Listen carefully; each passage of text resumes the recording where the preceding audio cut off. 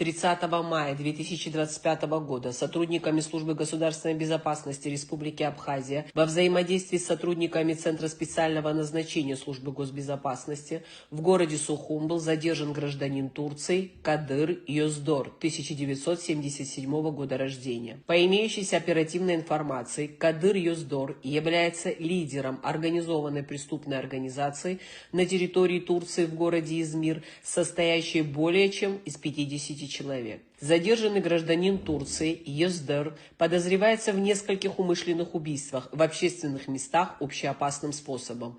Неоднократно привлекался правоохранительными органами Турции за незаконное ношение и хранение оружия, а также использование поддельных документов. В 2024 году Кадыр Йоздор после совершения очередного убийства был объявлен в международный розыск Интерпол. Необходимо отметить, что гражданин Турции пересек границу в обход установленных пунктов пропуска вброд через реку Ингур. Задержанный гражданин Турции доставлен в здание Службы госбезопасности Республики Абхазия. Проводятся дальнейшие оперативно-следственные мероприятия.